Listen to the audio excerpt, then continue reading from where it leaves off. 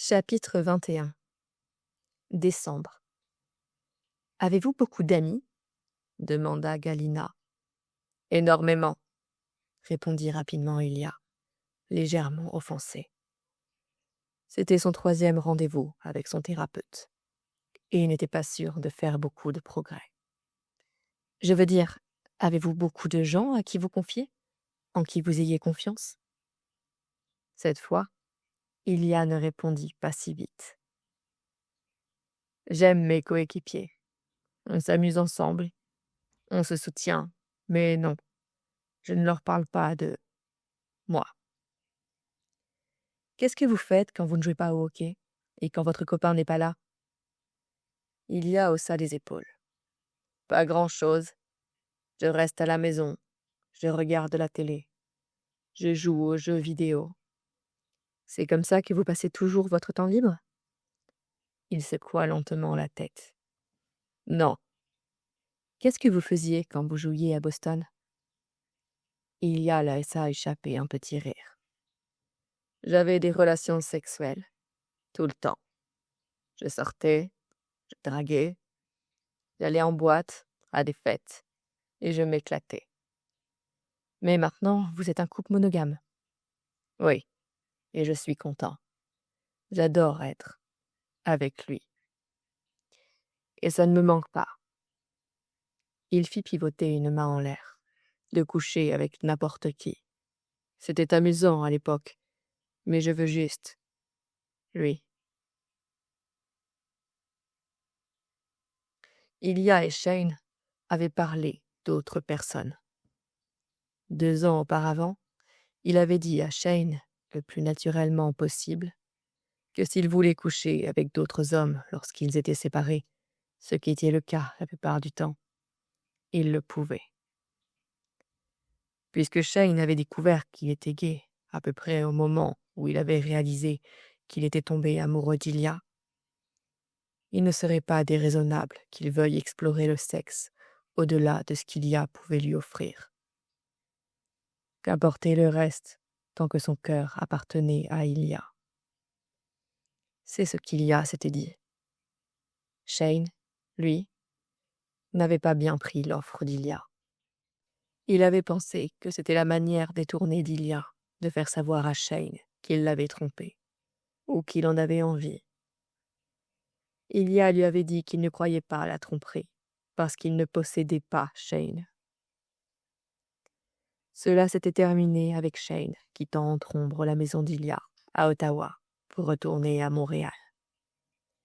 Ce qui avait été un horrible gâchis d'une rare nuit qu'ils auraient pu passer ensemble. Il avait ignoré les messages d'Ilia pendant 3 jours après ça.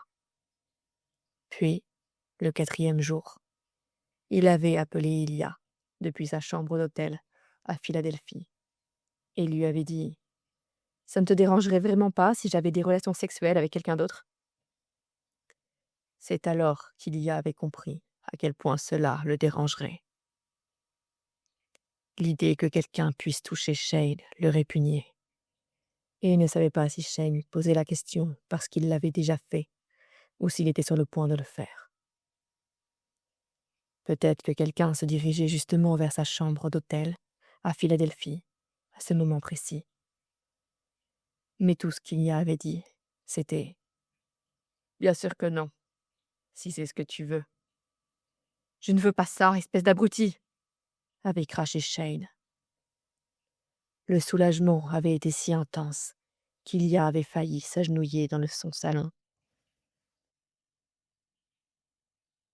« Nous sommes heureux ensemble, » répondit Ilia à son thérapeute. « Mais quand vous êtes séparés ?»« Je suis malheureux, » admit Ilia. « Plus que lui, je crois. » « Pourquoi pensez-vous que c'est ainsi ?»« Il a des amis, de la famille. Ils habitent près de chez lui. Son meilleur ami est au courant pour nous. Et il y a un autre ami proche qui sait pour nous. Il n'est pas seul. » Elle hocha la tête et prit quelques notes. « Y a-t-il quelqu'un dans votre équipe, ou peut-être une autre personne, à qui vous pensez pouvoir vous ouvrir? Peut-être pas toute la vérité, mais quelqu'un avec qui vous pourriez partager une partie de vous. Ilia n'en était pas sûre. Harris était certainement une possibilité. Il était ouvertement gai, super gentil et facile à aborder. Mais il travaillait aussi pour l'équipe et, honnêtement, était un peu commère. Pour une raison quelconque, Troy Barrett lui vint à l'esprit. Ilia avait remarqué ces dernières semaines que Troy n'était peut-être pas tout à fait hétéro. D'une part, son regard s'était attardé plus d'une fois sur la poitrine nue d'Ilia, pas qu'Ilia pût s'y en vouloir. Et d'autre part, il avait clairement un faible pour Harris. Il était possible que Troy ait aussi besoin de quelqu'un à qui parler. Peut-être, dit enfin Ilia. Ce serait bien, je pense. Je vais essayer. Il était sûr qu'aucun de ses coéquipiers ne serait dérangé s'il savait qu'Ilia était bisexuel. Mais il était aussi certain que s'il révélait cette partie de lui-même, il serait trop facile pour les gens de deviner le reste. S'il savait qu'il était bisexuel et que Shane était gay, parce que la plupart de la Ligue avait au moins entendu cette rumeur à présent, et savait qu'ils travaillaient ensemble avec Shane les étés, eh bien, il ne fallait pas être un génie. Mieux valait laisser le monde du hockey penser qu'Ilia n'avait d'yeux que pour les femmes, et que sa relation avec Shane était fragile, fondée principalement sur leur collaboration à une œuvre de charité. Jusqu'ici, ça fonctionnait. Cela semble un peu déséquilibré, dit Galina. Votre petit ami Shane, dit Ilia, trouvant soudain agaçant leur façon de tourner autour du pot. Vous savez qui c'est. Il s'appelle Shane. Comme d'habitude, aucune surprise ne se lisait sur son visage. Shane, répéta-t-elle, semble très à l'aise dans sa vie, alors que vous avez apporté beaucoup de changements dans la vôtre pour lui. Pour nous deux, la corrigea Ilia. Bien sûr. Mais peut-être avez-vous besoin de plus de choses dans votre vie qui soient spécialement pour vous. Ilia réfléchit à cela, puis souffla. J'ai failli acheter une voiture hier. Une Lotus Evora, bleu ciel. C'était une voiture absolument ridicule pour se déplacer à Ottawa. Et j'ai vendu la plupart de ma collection de voitures quand j'ai déménagé ici. Mais je voulais juste, je ne sais pas, peut-être, me sentir comme avant. Qu'est-ce qui vous a poussé à ne pas le faire? Je savais que ça ne me rendrait pas heureux, je suppose. J'avais tout choisi et j'étais sur le point d'appeler mon concessionnaire quand j'ai décidé que c'était stupide. J'aurais quand même été triste, mais avec une voiture bleue dans mon garage. Beaucoup de gens trouvent que le shopping est thérapeutique, acheter des choses dont ils n'ont pas besoin. Elle sourit. Pour moi, c'est généralement des draps neufs, mais nous pourrions être dans des tranches de revenus différentes. Ilia lui rendit son sourire et dit, en anglais, « L'argent n'achète pas le bonheur, n'est-ce pas ?» Elle sourit, puis poursuivit en russe.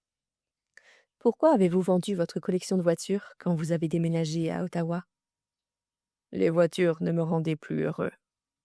Quand je pensais à ma collection, elle me semblait dégoûtante. Tellement d'argent dépensé pour des voitures que j'ai à peine eu la chance de conduire.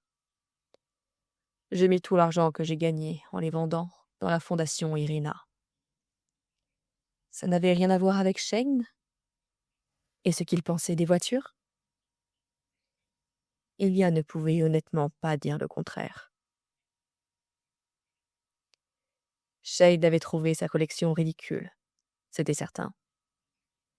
Il ne comprenait pas son obsession, et il était terrifié à l'idée qu'Ilia meure dans un accident à grande vitesse. Peut-être qu'Ilia les avait vendus parce qu'il voulait être une meilleure personne. Du genre à posséder un SUV raisonnable, avec une transmission intégrale pour l'hiver. Peut-être un peu.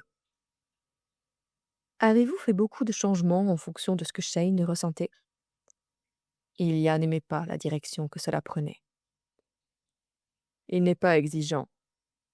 Il ne m'a pas demandé de vendre les voitures, ni d'arrêter de sortir. Il veut que je sois heureux.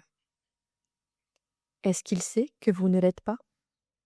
Ilia repensa à la fois où Shane avait exprimé son inquiétude pour sa santé mentale et à la rapidité avec laquelle Ilia l'avait rejeté. Je ne sais pas. Est-ce quelque chose dont vous pourriez lui parler? N'est-ce pas pour ça que je suis là? Demanda Ilia, avec une pointe d'irritation. Pour ne pas avoir à lui imposer ça. Je pensais pouvoir vous parler et me réparer pour être assez bien pour lui. Un lourd silence s'installa un instant dans la pièce. Puis Galina dit très doucement: Que pensez-vous que Shane dirait s'il entendait ces mots? S'il savait que vous ne voulez pas lui imposer ce fardeau, ou que vous pensez ne pas être assez bien pour lui? Mon Dieu, Ilia pouvait imaginer si clairement le visage de Shane, tout tordu, dans son expression crispée de confusion. Il dirait: De quoi tu parles? Tu es assez bien pour moi. Ilia sourit. Il dirait: Tu es parfait pour moi. Son sourire s'effaça. Il ne comprendrait pas pourtant. Il y a des choses dont je ne peux pas lui parler. C'est tout à fait normal et compréhensible de ne pas partager tout ce dont on a parlé ici avec lui. Mais cacher ses sentiments à Shane, le laisser croire que vous êtes heureux alors que ce n'est pas le cas, ça ne fera que construire un mur entre vous. Il est d'un côté avec ses amis et sa famille, tandis que vous êtes de l'autre, seul. Ilia avala difficilement. Ce n'est pas comme ça. Mais maintenant qu'elle l'avait dit, il voyait que cela commençait déjà à arriver. Je pense que vous devriez lui parler. Sait-il que vous me voyez? Non. Ce serait peut-être un bon point de départ. Bien sûr, Ilia savait qu'il devait dire à Shane qu'il voyait un thérapeute. Shane serait probablement soulagé. C'est lui qui l'avait suggéré, après tout. Shane poserait-il des questions? Voudrait-il savoir de quoi il parlait? Ilia ne pouvait pas remuer son passé une nouvelle fois. Une fois avait déjà été suffisamment pénible. Je vais essayer, dit Ilia. C'était tout ce qu'il pouvait promettre.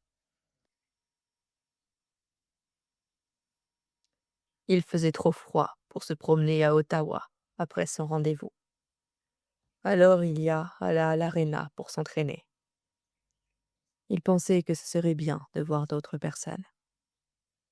Il y trouva un seul membre de l'équipe, Lucas Haas, qui faisait des balancements d'haltères dans un coin. Les yeux de Haas s'écarquillèrent en apercevant Ilia, et il faillit faire tomber le poids. Ilia lui fit un signe de tête, puis monta sur un vélo d'appartement pour s'échauffer. Il se regarda intensément dans le miroir devant lui, essayant de chasser de sa tête ce que Galina avait dit à propos de Shane. Il est d'un côté avec ses amis et sa famille, tandis que vous êtes de l'autre, seul.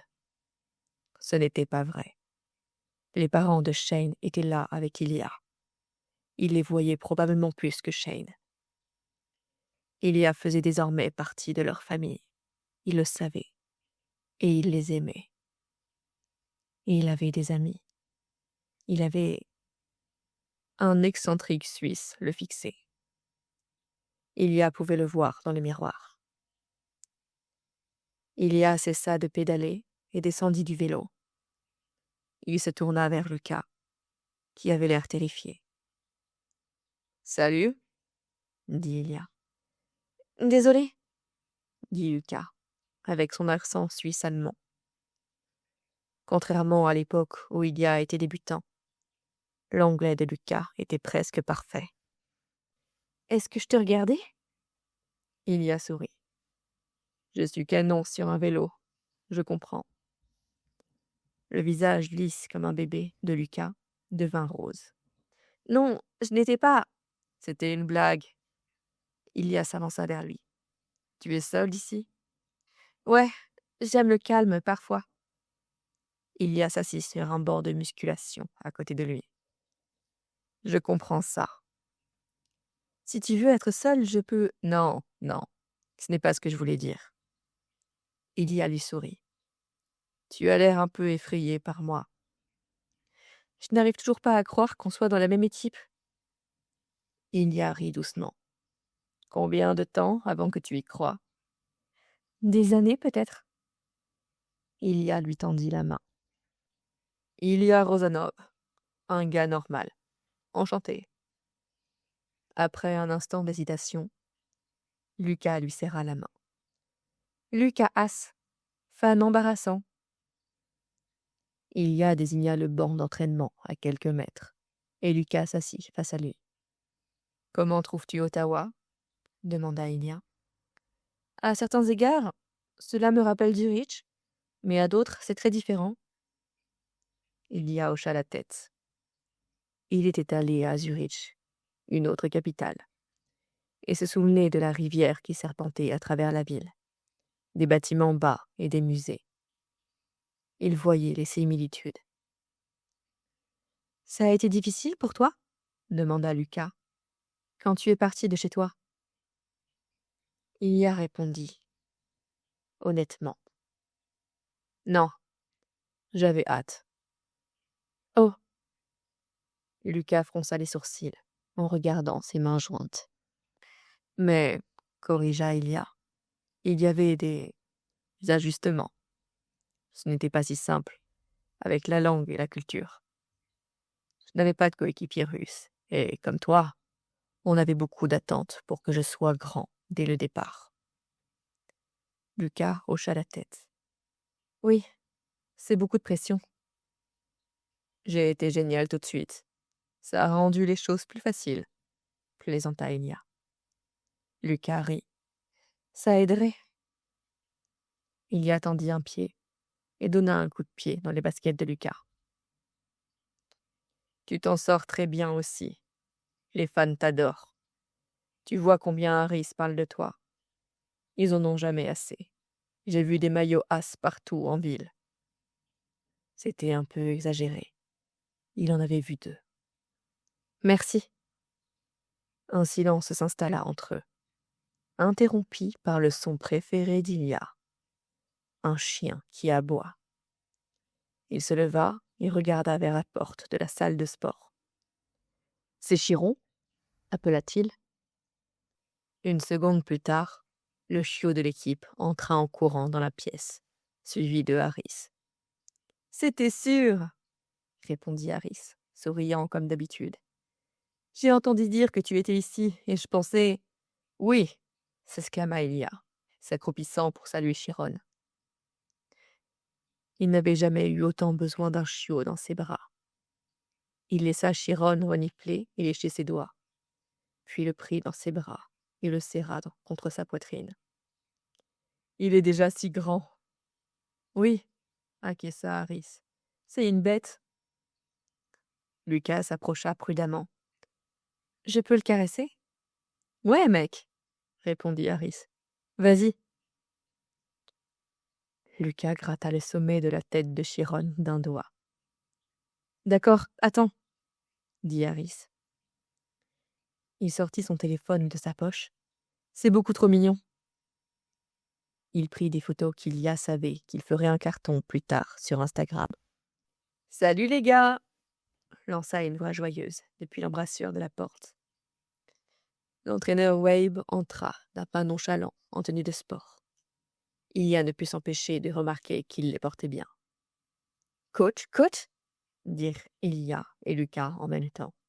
« Je suis sûr qu'à 90% que les chiens ne sont pas autorisés ici, » déclara Wabe.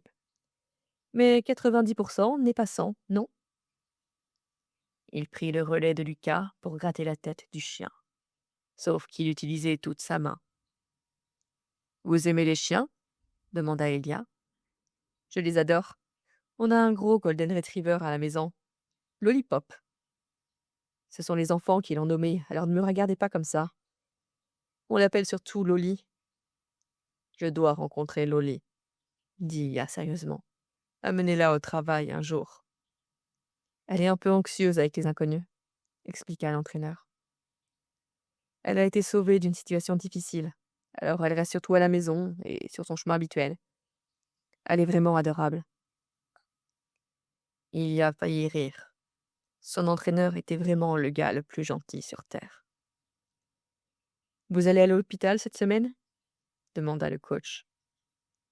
L'équipe visitait l'hôpital local, pour enfants, chaque mois de décembre.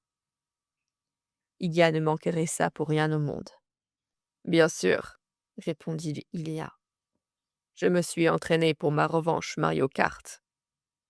Le coach rit. Et notre jeune prodige? Oui, répondit Lucas. J'y serai. J'espère que Barrett va y aller, dit l'entraîneur. Je sais que ce sera une semaine difficile pour lui, avec le match à Toronto après, mais je pense que ça serait bon pour lui. Il y a Chiesa. Il s'assurerait que Troll soit là. Ils jouèrent tous avec Chiron pendant environ 20 minutes. Puis Harris annonça que l'entraîneur de Chiron était là pour venir le chercher. Ilia regarda misérablement Harris partir avec le chiot. « Vous pensez que les autres chiens sont gentils avec lui à l'école ?» demanda Ilia, à personne en particulier. « Seuls les meilleurs des meilleurs peuvent être dans cet endroit, » le rassura le coach. « C'est comme la NHL des chiens ?» Oui, mais il y a de gros connards dans la NHL.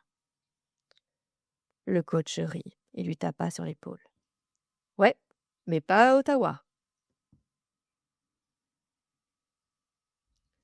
Je suis sorti du placard auprès de Troy Barrett, dit Ilia une semaine plus tard. Shane manqua de s'étouffer avec la gorgée qu'il venait de prendre de son smoothie. « Quoi ?» demanda-t-il, après une quinte de tout. Il était content que ce soit pas un appel vidéo. « Je lui ai dit que j'étais bisexuel, » dit Ilia calmement, comme s'il avait dit à Troy qu'il aimait la pizza ou quelque chose comme ça. Comme s'il révélait sa sexualité tout le temps, alors que Shane savait qu'il n'en avait presque rien dit à personne. Ilia avait dit à Shane que Troy n'était pas un si mauvais gars, maintenant qu'il apprenait à le connaître. Mais ça lui semblait quand même complètement fou qu'Ilia le choisisse lui, parmi tous les autres, pour partager ses secrets si bien gardés. Quand? Pourquoi? La nuit dernière. Je voulais en parler à quelqu'un. D'accord. Shane savait que cela pesait sur Ilia, et cela le faisait se sentir comme un petit ami pourri. Mais il pourrait s'en inquiéter plus tard. Pourquoi lui? Un instant, il y eut un silence. Puis Ilia dit « Tu ne peux dire ça à personne. » Dire quoi? À qui? Promets-le-moi. D'accord, je promets. Quoi? C'est lui qui m'a fait son coming out en premier, dit Ilia. Shane cligna des yeux. Je suis désolée. Quoi? Il m'a dit qu'il était gay. Je ne pense pas qu'il en ait parlé à beaucoup de gens. Peut-être personne. Alors, j'ai eu l'impression que je devais, tu sais, partager en retour. Troy Barrett est gay? Étant donné que Troy avait toujours semblé être un connard homophobe au-dessus de Shane, c'était beaucoup à digérer. Oui, mais c'est un secret. Shane ferma les yeux. D'accord. Troy Barrett était gay. Et il était aussi ami avec Lia maintenant. Bizarre. Bien sûr, je le dirai à personne. Je sais. Pourquoi te l'a-t-il dit? Shane se rendit soudain compte que la raison pour laquelle Troy avait fait son coming out auprès d'Ilia, c'était parce qu'il s'intéressait à Ilia.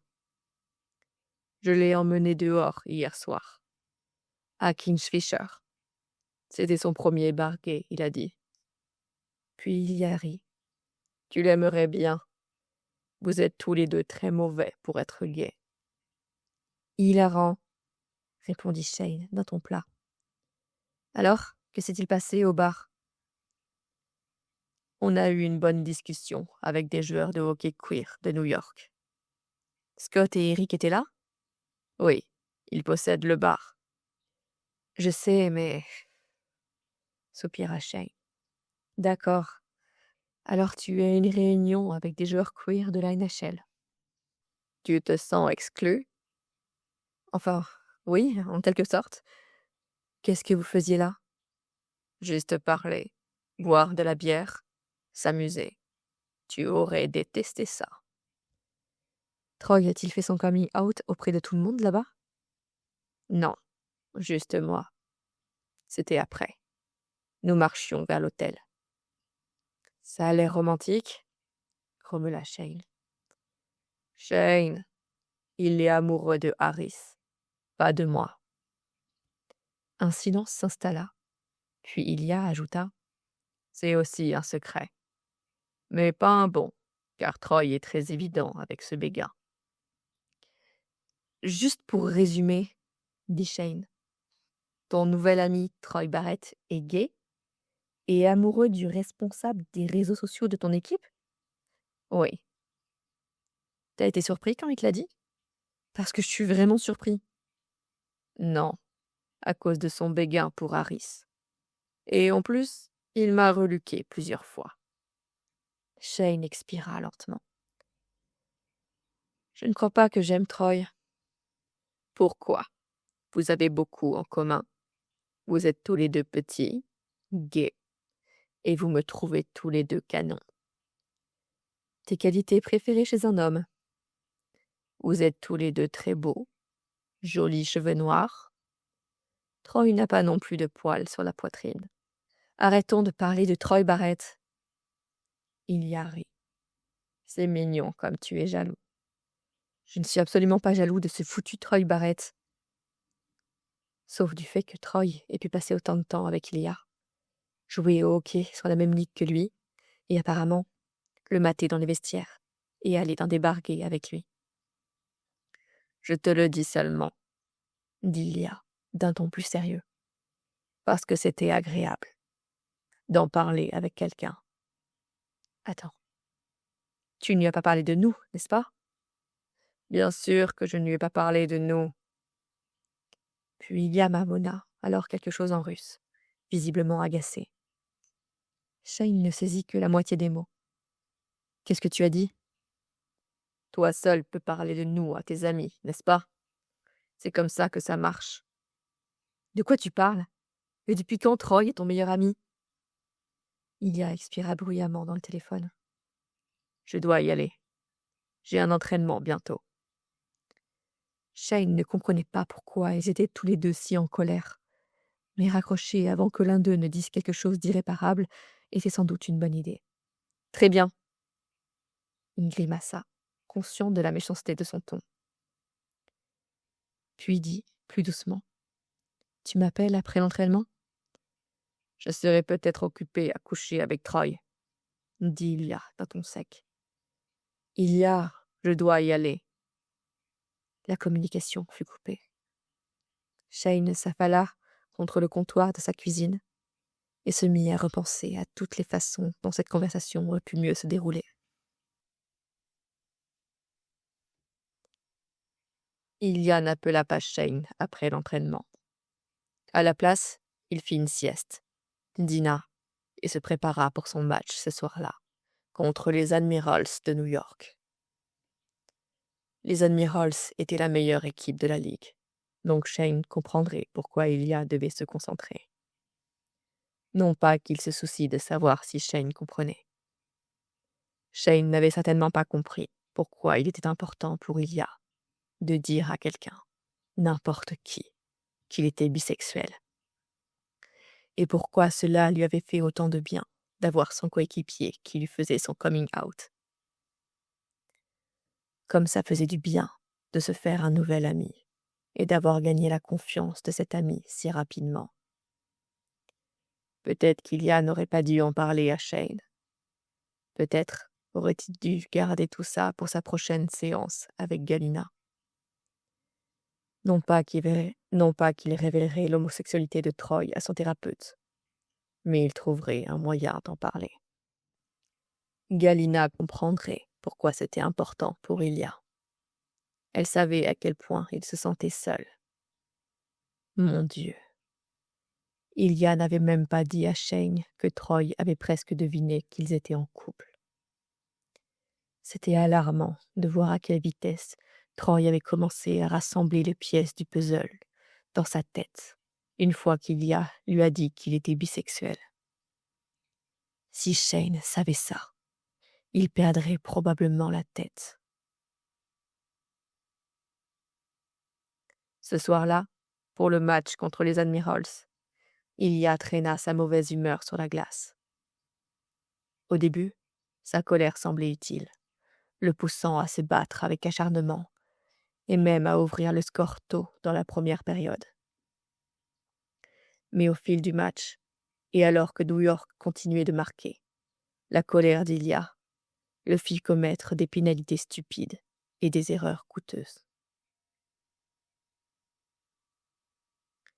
Après le match, il était resté silencieux et boudeur. Il n'avait parlé à personne dans le vestiaire, et personne ne lui avait parlé, probablement parce qu'il ne voulait pas se faire engueuler. Cette nuit-là, on frappa à l'improviste à la porte de sa chambre d'hôtel. « Salut » dit Troy, quand Ilia l'ouvrit.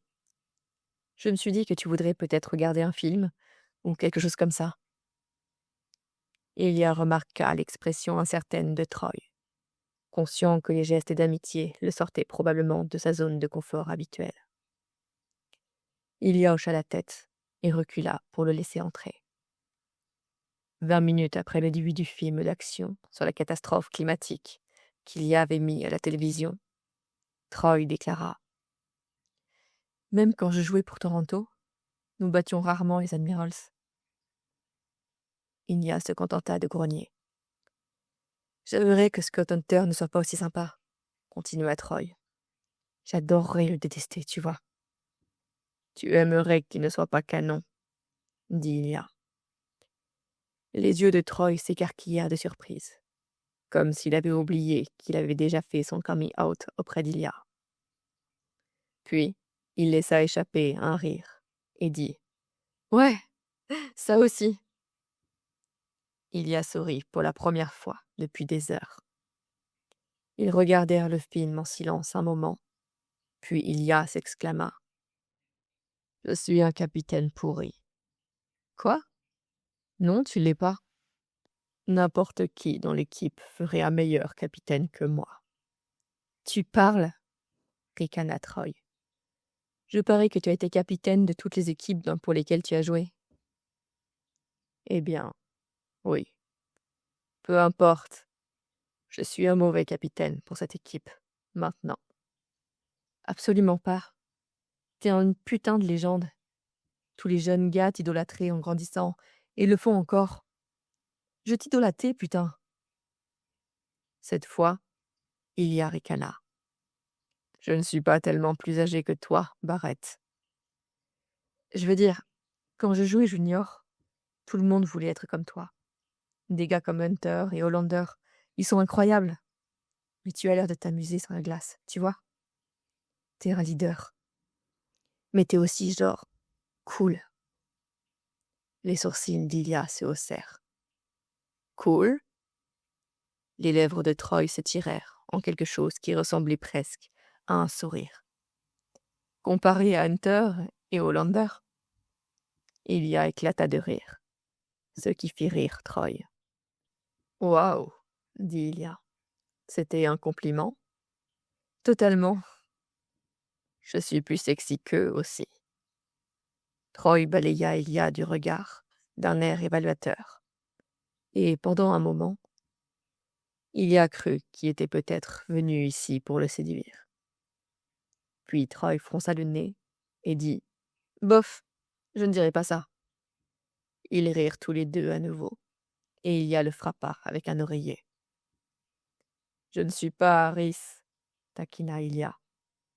Les joues de Troy s'empourprèrent. « Tais-toi !»« Pourquoi ? C'est mignon. »« C'est embarrassant. Je n'arrive pas à croire que tu sois au courant. » Troy enfouit son visage dans l'oreiller avec lequel Ilia l'avait frappé. Harris devrait le savoir, dit Ilia. Pas question. Jamais. C'est stupide. Il est fou de toi. Eh bien, alors il est idiot. Troy posa l'oreiller sur ses genoux, puis commença à le pétrir nerveusement d'une main. Tu crois qu'il m'aime bien pourtant? Je ne me trompe jamais sur ce genre de choses. Il ne mentait pas. Ilia avait toujours été un expert pour détecter quand quelqu'un était attiré par lui, ou par quelqu'un d'autre. Harris avait clairement le béguin pour Troy. L'attirance, le sexe, c'était facile. Les relations, les sentiments, l'amour. Ilia cherchait encore comment gérer tout ça. Troy partit à la fin du film, bien trop tard qu'ils auraient dû être réveillés, avec un match à jouer dans le New Jersey le lendemain. Mais encore une fois, Ilia était un mauvais capitaine.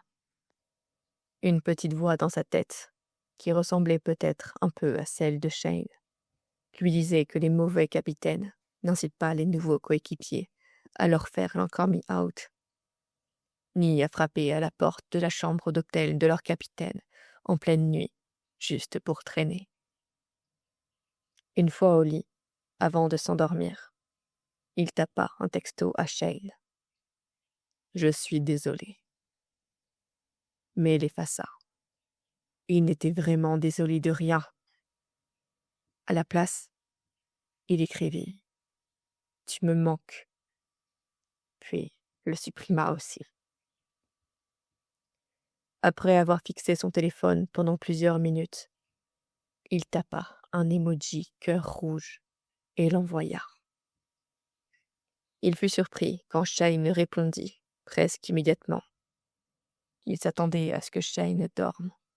« Je travaille sur un texto d'excuses depuis 1 heure. » Il y a souri et écrivit « Combien de mots as-tu ?»« Trop. Je suis vraiment désolée pour ce que j'ai dit. Je suis content que tu l'aies dit à Troy. Je suis content que tu aies un ami en qui tu as confiance. » Ilia se sentit immédiatement plus léger. Il répondit « Merci, ça fait du bien d'avoir quelqu'un au courant. » J'étais vraiment jaloux. Je sais.